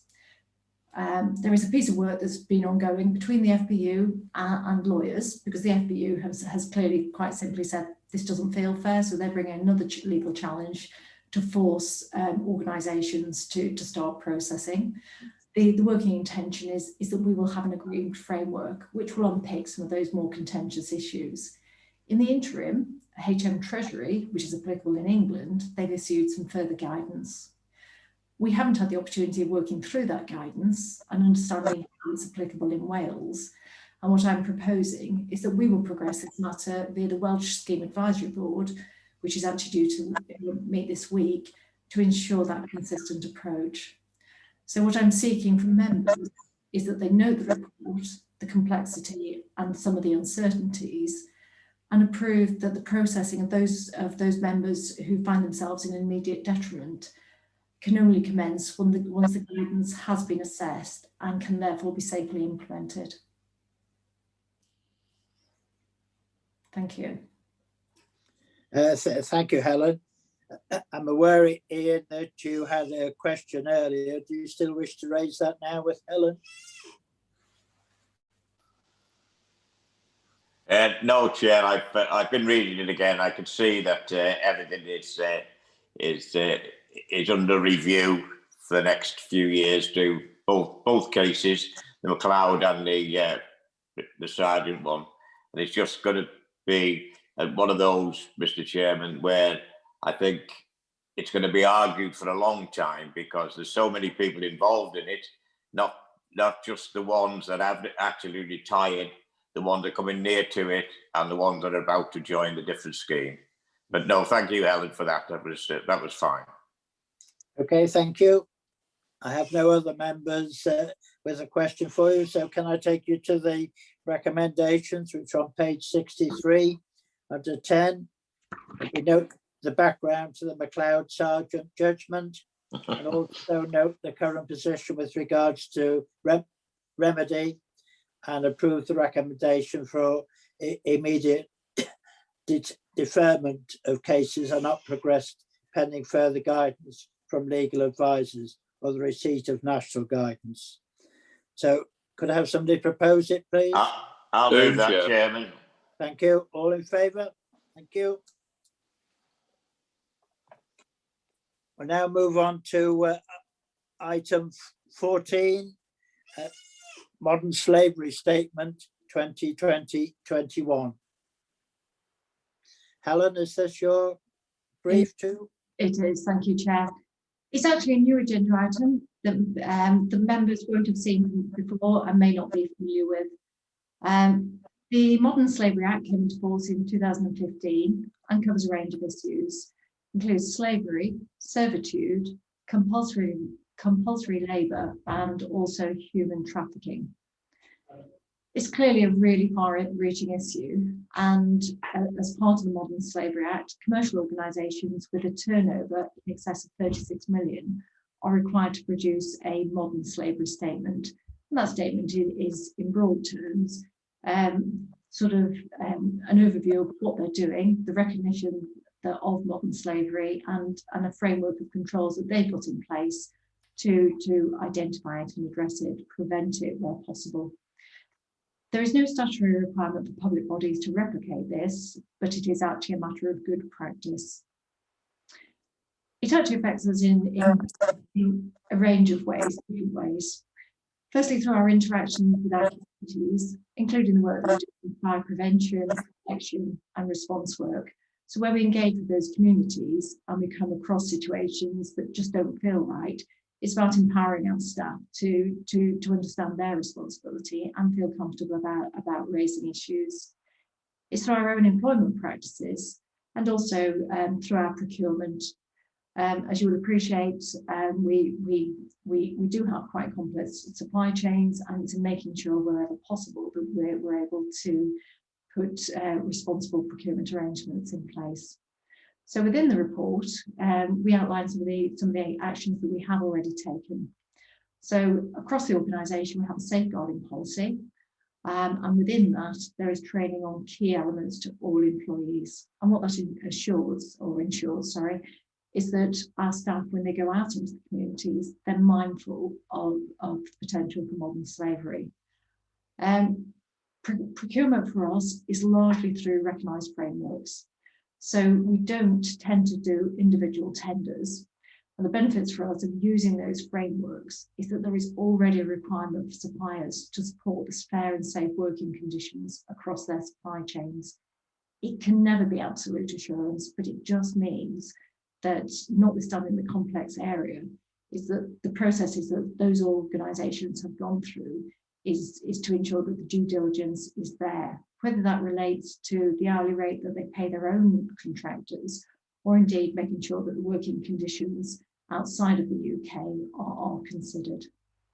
So just to repeat, it is a new document, it's a good practice document, and I'm happy to take any questions in respect of this.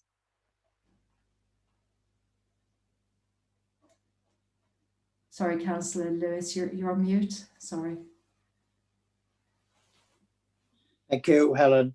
I think many members, probably like those in Conway, will have had presentations on modern slavery and the surprise of its extent within North Wales.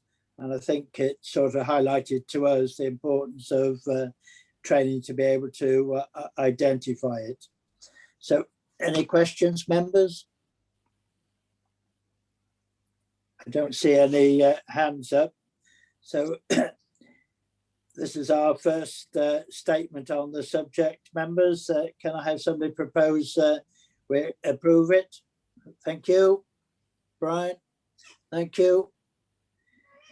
All in favour? Okay. Thank you, Helen.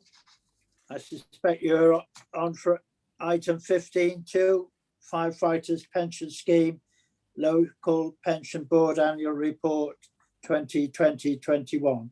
I am indeed, Chair. This is to present members with the annual report for the Local Pension Board in relation to the Firefighters Pension Scheme. Just to remind members that the Fire Authority is the scheme manager, and the Local Pension Board was established following the Pensions Act.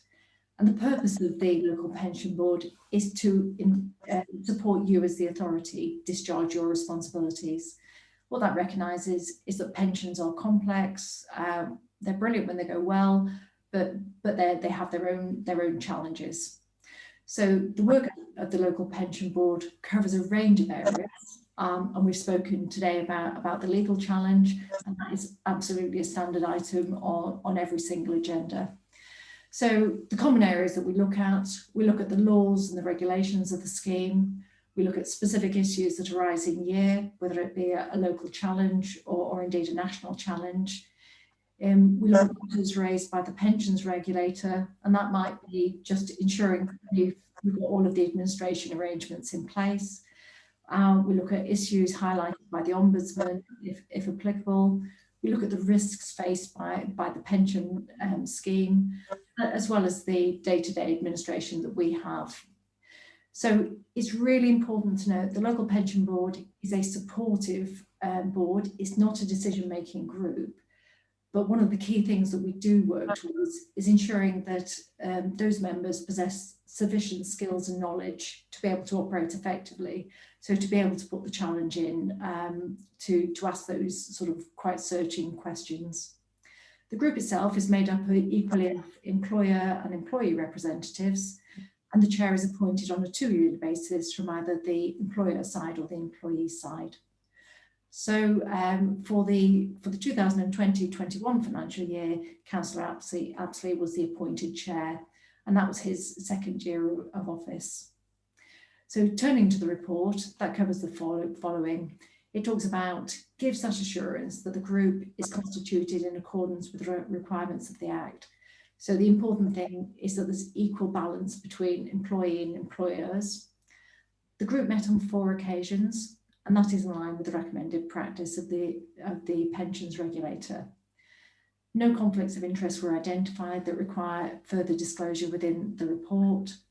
And more importantly, all members have completed core training provided by the pensions regulator, and this is supplemented in year by additional training that the members themselves feel that they would benefit from. So during the course of the year, we've looked at things like pensionable elements of pay, the use of My Pensions Online. So it's really about the members identifying sort of areas that they wish to understand in more detail. At each meeting, the board receives an update from the pensions manager, the administrator, they get the training, and also they consider our risk register, and other reports are brought as appropriate, which during the course of this year has included addressing a local pension issue. The work programme for this current financial year has been set, and there's going to be a particular focus on let's making sure we get that we've got the data right. Let's focus on data improvement. That is so important for those staff who are on career average, because what you don't want to do is retire after 30 years of service to discover that you think your pension's wrong, but actually it might go back a number of years. And really key to that is the take up of My Pensions Online. So everything is done electronically now, which is absolutely fantastic, but it's a real challenge. I don't suspect that people in the early years of their career really are terribly fussed about their pension, and actually it's trying to engage with them in a timely manner to make sure that they access their pension statement online, highlight any queries or any anomalies. It's not just a challenge to us, it's a challenge to all organisations. And then the second area of work for us is working with our pension administrators to ensure that they're absolutely up to speed on the remedy, that their software is being updated, and that when we are able to, we can respond to that legal challenge and we can implement it as effectively as possible. So that was a brief canter through the report, and I'm very happy to take any queries or questions on it. Thank you, Helen. Brian Apsley has a comment or a question to raise. Thank you, Brian. Thank you, Chair. Just a comment, really. Thanks to Helen and Julie Brown for their contributions in the pension, and thanks for the support I've had as Chair. And again, thanks for the training that we've received over that period. Obviously, at my age, I don't retain everything, but the training has been excellent. So thank you very much. Thank you. Well, I have no other hands raised, so can I ask somebody to approve the report for it? Thank you, Ian. Thank you, John. All in favour? Thank you. We now go on to item 16, which is related to the Pensions Board and its terms of reference. Helen, again, I guess. Thank you. This is a very brief item. As part of good governance, it is important that the terms of reference of the local pension board are maintained, they're current, they do what they need to. And so as a matter of good governance, at the start of each financial year, we sort of press the pause button, we get the terms of reference out and we review them. The terms of reference for 2021-22 are appended for information, and what I can do is provide assurance that during the course of the last financial year, a review was undertaken across all of the Welsh Fire Authorities as part of the Scheme Advisory Board work. They met, they reviewed all of the terms of reference, and it was concluded that they met the required standard. So this is just really to close that loop and make sure that the Fire Authority is cited on I suppose on the way that we work as a local pension board. Thank you. I'm sure members have read the terms of reference. I have no hands raised, so somebody like to propose we approve them? Move, Chair. Right, thank you. All in favour? Thank you. Right, I've just got one item under urgent matters under 17, and I'm sure members don't need reminding that this is the final meeting for our Chief Fire Officer, Simon Smith. He's had a long association with North Wales. He's in his 21st year as our Chief Fire Officer and served over 40 years in the fire service. And I think it's fitting that in our final meeting that we pay tribute to that service. And members will be aware that I thought the appropriate way of doing that was perhaps for a representative of each of the local authorities to make that tribute. And we'll do that in alphabetical order.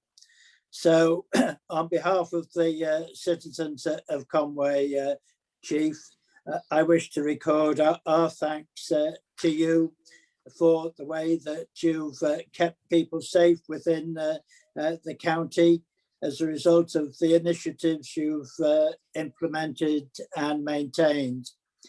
My council has also enjoyed a good working relationship, providing financial services to you, in addition to the Treasurer in Ken Finch. So on their behalf and all county councillors that have served on the Fire Authority during your tenure, may we wish you a long and enjoyable retirement. So I'm now going to call upon Mary Lloyd Davies to make his tribute. Thank you, Mary. Diolch yn fawr, Mr Cadeirydd. Dyna ni. Wel, gaina ar ran Sir Ddinbych a'r aelodau sydd wedi bod yn rhwm ar Awdurdod Tân ar hyd y blynyddoedd ers 2000. Diolch i'r cyd-aelodau Sir Ddinbych am y cyfle i gyfar Simon Smith, Prif Swyddog Tân, y Chief, fel mae'n cael ei gyfeirio hefyd, ar ei ymddeoliad. Hoffwn ddymuno ymddeoliad hir oes i Simon, gan ddiolch am ei arweiniad doeth, deallus a chadarn ar hyd y blynyddoedd. Roedd yn bleser eich penodi i'r swydd ym mlynyddoedd cynnar Awdurdod, sef 2000, a gweld gwireddu y ffydd a roddwyd ynddoch yr adeg honno. Roedd yn anrhydedd bod yn is-gadeirydd 2002-2004 i'r cynghorydd Trevor Roberts, a thrwy hynny cydweithio'n agos â chwi Simon yr adeg honno. Yn ddirprwy gadeirydd 2012 i 2013 i'r cynghorydd Aled Morris Jones, a chael rhagor o brofiad o gydweithio â chwi yn y swydd. Yn 2013 i 2019 cafethodd yn gadeirydd yr Awdurdod, a cydweithio'n uniongyrchol gyda chwi yn bleser Simon, a hefyd efo'r cynghorydd Peter Lewis fel y dirprwy gadeirydd. Roedd eich meistrolaeth o ymateb mewn pwyllgor yn ddoeth a dibynadwy. Eich meistrolaeth o'r gair ysgrifenedig Saesneg yn hyfryd i'w wrando arno ac i'w ddarllen. Bu eich arweiniad gyda torri gwariant ac mewn adegau argyfyngus, sef streiciau, tannau a llifogydd mawr yn ddoeth a chyfesur i'r amgylchiad. Rwy'n falch o fod wedi gallu dal i fod ar yr Awdurdod i allu cydweithio gyda chwi cymaint o flynyddoedd. Da was da a ffyddlon. Dymuniadau gorau a iechyd i chwi ar pa beth bynnag lwybr y byddwch yn ei droedio am flynyddoedd lawer. Hwyl fawr. Thank you. Can I call upon Ian Dunbar on the behalf of Flintshire, please? Thank you, Mr. Chairman, for allowing me to speak on behalf of the North Wales Fire and Rescue members from the Flintshire County Council for the impending retirement at the end of June of one of the longest serving chief fire officers in the UK, a total of over 43 years, Mr. Simon Smith. He served North Wales for, as you've said, Mr. Chairman, for over 20 years, and in that time, he's gained respect for his leadership and his achievements. A couple which come to mind, one was being responsible for directing the service into one which was more prevention focused. And also, which I found by visiting most fire stations, in which the conditions have improved tremendously. And I think in which he modestly says he only achieved these things with the support from the people that he worked with. Mr. Chairman, the members of Flintshire County Council wish Simon a long and healthy, and most of all, a happy retirement. Thank you, Simon, for the years that we've worked together. Thank you. If I could introduce John Brimore Hughes on behalf of Gwynedd. Simon, on behalf of Gwynedd Council, I'd like to say thank you very much for all your service, the modernisation of the service and everything. To say you had an easy time, it's very difficult to say. 2007, a recession, followed by austerity, followed by COVID-19, and now we've got cyber attacks as well. It hasn't been easy, but you seem to march through it and put us all at ease. For that, Gwynedd Council, and I think the people of Gwynedd, thank you very much. If you're ever around the Llun Peninsula in your retirement, please call in the sun. You'll be more than welcome, but let me know that you're there because I've retired from there. But most of all, I thank you for your support 10 years ago. Thank you. Thank you, John. Now call upon Jeff Lowe on behalf of Wrexham. Thank you, Chair. Just unmuted myself there. Yeah, right. Follow that, as they say. How do we recognise an excellent public service provider? For me, it's look to the people it serves. And how much criticism does it receive? Well, we all know the answer to that, very little indeed. North Wales Fire Service and its crews give an excellent service. They are highly valued and supported, but there's more to it than that. As we all know, it's a question of leadership. The leadership of our retiring chief officer has carried out his duties, providing leadership through a difficult period, the challenges including austerity measures. And if that wasn't enough, along came COVID-19 and all the problems that has given us. And as you would expect, North Wales Fire Service continued to provide a service that has helped to protect the people of North Wales. Chief, that's what I call leadership. So please accept the best wishes for a healthy and long retirement from myself, my fellow councillors from Wrexham County Borough Council, and a very sincere thank you from the people of Wrexham. Thank you, Chair. Thank you, Jeff. And now call upon Dylan Rees on behalf of Ynysmore. It's my privilege on behalf of all the county councillors at the Isle of Anglesey County Council and indeed the communities across Ynysmore to add my own tribute. I'm sure many of you will have seen that classic film Forrest Gump starring Tom Hanks. And there's a part in the film where he starts running and he keeps on running and he keeps on running for over 3 years. Now, I wasn't around in 2000 when the chief took over, but I know that he has kept running for the last 21 years. They talk about hit the ground running. Well, he hasn't stopped. And I can, in my role as the deputy chair, testify to the fact that even now, his enthusiasm, his commitment, his dedication, his vision to improve the service remains undiminished.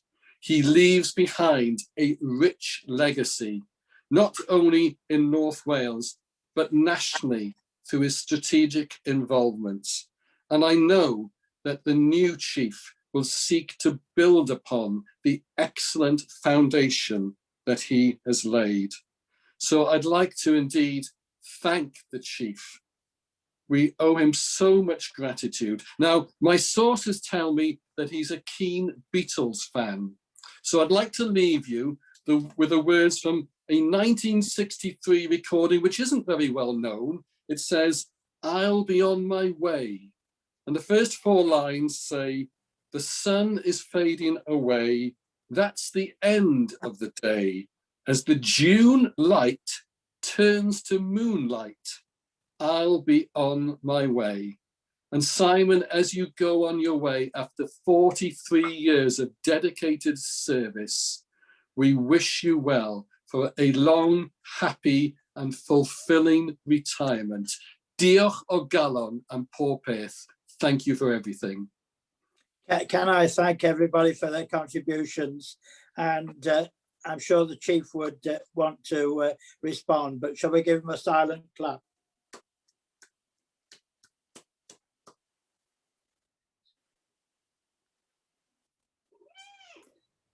Right. Well, diolch yn fawr, thank you very much. The comment about keeping running hasn't done much for my weight, I'd have to say that, Dylan. But thank you for those, and thank you for digging out a very obscure and indeed unrecorded Beatles lyric to mention that. That's fantastic. Thank you. What might come as a surprise to most people is that there are times when I can be quite a sentimental person, provided that the circumstances and the conditions are right. And I don't intend to be overly sentimental at all in my response. But yesterday, being Father's Day, I was actually reminded that on the 1st of July, which is my first day of retirement, that will be the first day since January 1958 when there won't be a member of my family in the Fire and Rescue Service. And I've no doubt there are some people breathing a quite a heavy sigh of relief about that. But nevertheless, my father started this journey, which has involved, and I'm sure people will know, my brother also was the Chief Fire Officer in Wales. And there's an uncle thrown in there as well. So it does mark the passing of a particular phase in the fire services history. We played a small part in it. As has been mentioned, and in fact, a lot of what's been said, which I'm extremely grateful for, a lot of what's been said by members is actually, I was going to cover anyway, so apologies if there is some repetition. But it's almost 21 years to the day since I was appointed. It was actually the 26th of June 2000. And there are 2 people present at this meeting who were actually present on that occasion. One of them is Councillor Mary Lloyd-Davis, who I actually remember a conversation with on that day after I was appointed, while we were queuing for fish and chips in the Sun Centre in Rill, I think, Mary.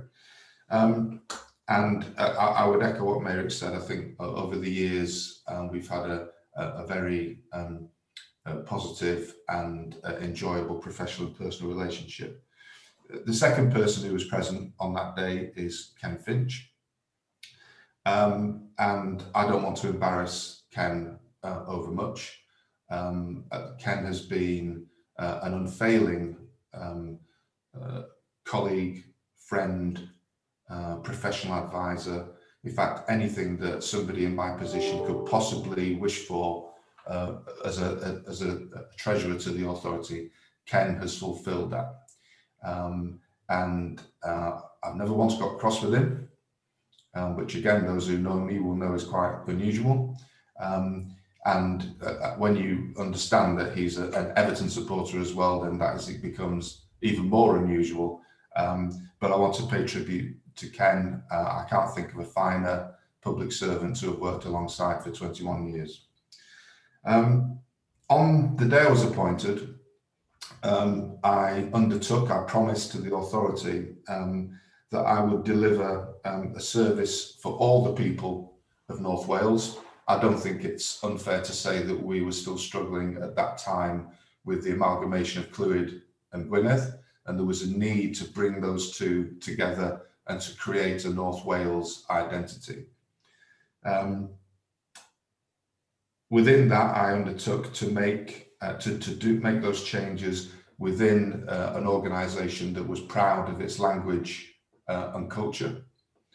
I also undertook to deliver a service which would help people not just through responding to their incidents, but also through prevention. Prevention will always be better than cure, and that was an undertaking, again, in response to what was a changing scene in the fire service nationally at that time.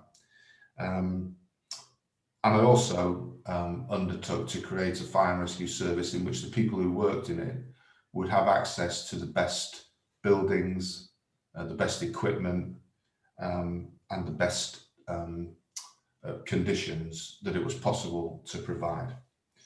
So somewhat immodestly, I guess, I would say that as of today, I think I've probably delivered on those fundamentals for the authority. As has been mentioned, it's not been without obstacles and slips and trips on the way. Nothing is ever straightforward. But fire deaths and injuries have all reduced significantly. You've seen the evidence of that as recently as this morning. However, events over the weekend in Flintshire are an indication and a stark reminder that we should never be complacent about our safety efforts, and that we should continue with maximum effort in that particular field as well. All of our fire stations, which today number 44, the exact number of fire stations that were in place 21 years ago, have either been refurbished or rebuilt to a very high standard.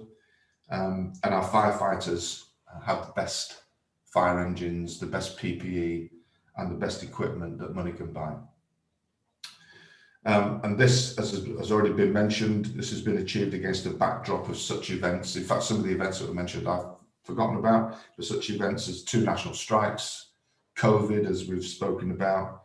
I think the first crisis that was ongoing when I took up post was the fuel shortage. I don't know how many members will remember the fuel shortage issue. And perhaps most significantly, as has been mentioned, and if I can drop my political neutrality for just a fraction of a second, a sustained period of frankly brutal UK government imposed austerity, which has impacted on our public services in a very, very significant way. To have achieved all that as a service wouldn't have been possible without the support, the talent of many fine, loyal and dedicated people.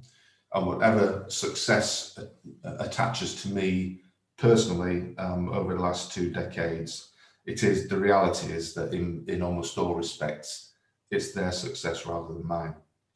So, Chair, after something like 80 full meetings of the authority and involvement, and Alwyn will tell you how difficult this has been to calculate, but we think the involvement with something like 150 different members of the authority in my time, I'm going to hand over next week to my successor, Dawn Docks, and I have absolute confidence that the authority has selected somebody who is an outstanding officer and the ideal candidate to lead the service and I wish her and you well as you meet the challenges of the future. Diolch yn fawr iawn. Thank you very much. Well, thank you, Chief. I think our one regret is that we're not able to thank you face to face and to thank you hand to wish you your enjoyable retirement. But everything's been said that epitomises your time with North Wales Fire and Rescue Service. And as Deputy Chair said, you've left a significant legacy which you can be proud of. So, members, that concludes our meeting. Can I thank officers, members, our translator, and visitors for attendance this morning. Apologies for my absence early on. Thankfully, the connection seemed to sort itself out, but that's one of the problems of meeting virtually. And in my neck of the woods, 9:30 to 10 o'clock in the morning seems to be quite dire. So can I wish you all an enjoyable day? And I'm sure those of you that didn't make a contribution today are more than happy to give your good wishes to Simon privately. So thank you very much. Bye.